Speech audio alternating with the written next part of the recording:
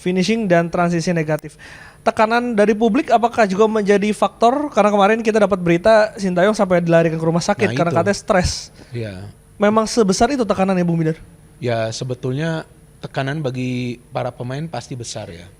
Pasti, karena ini kan adalah pertandingan yang penting yang sebetulnya timnas kan tidak boleh kalah ya.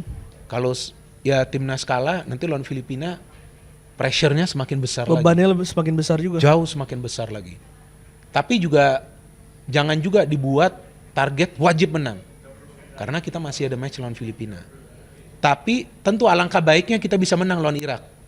Betul kan? Kalau kita bisa menang lawan Irak, udah lawan Filipina relax. Para pemain artinya kita tidak akan terkejar oleh Vietnam. Jadi kalau untuk pertandingan ini seharusnya para pemain bermain lepas. Bukan artinya tidak bermain serius, tapi gak boleh ada pressure. Kalau ada pressure to win, kalau saya melihat para pemain kita tuh nanti biasanya panikan. Terutama di lini pertahanan. Nah memang stadion akan full ya. Kan beritanya kan seperti itu, sold out kan, tiket kan.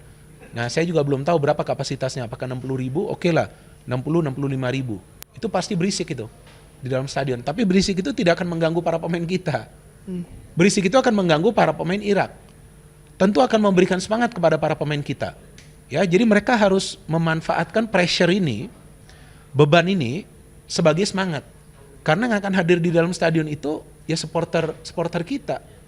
Bukan supporter tim lawan. Jadi seharusnya kalau sekarang ada pressure, ya coba pressure ini sebagai pressure yang positif. Agar para pemain bisa bermain lepas. Karena kalau bermain dengan beban, saya gak yakin bisa menang. Lebih berpeluang lawan Irak atau Filipina? Sebetulnya kalau di atas kertas kan lawan Filipina. Tapi tadi pressure-nya itu akan lebih. Itu maksud saya, ini kan di atas kertas. Tapi kalau saya pribadi, feeling saya, lawan Irak kita akan lebih mudah kalahkan. Lawan Irak akan lebih mudah dikalahkan. Meskipun dalam catatan di leg pertama, kita kalah cukup telak saat itu. Itu kan main di kandang Irak, dan pada saat itu kan belum ada yang namanya Tom Hay, Ragnar Oratmangun. Ya kan, belum ada juga Nathan. Ya kan, Nathan belum main. Jade Ses kan gak main kali ini kan, dia gak bisa masuk. Jadi ada beberapa pemain baru yang masuk ke timnas kan. Artinya kita lebih unggul nih sekarang. Dan mereka sudah main sebelumnya lawan Vietnam.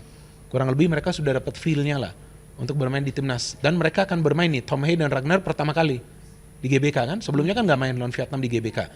Jadi kalau feeling saya akan lebih mudah untuk mengalahkan Irak. Karena Filipina akan parkir pesawat nanti.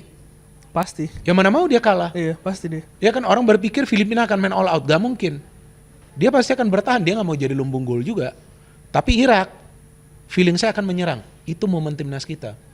Main transisi. Karena Irak bukan tim yang biasa bermain bertahan. Mereka akan bermain menyerang. Dimanapun lawan Vietnam, mereka mainnya sangat bagus loh.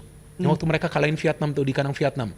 Mereka nyerang terus sampai akhirnya mereka bisa mencetak gol itu di injury time. Mereka bukan tim yang akan bermain bertahan. Ini momen bagi timnas kita untuk menang lawan Irak.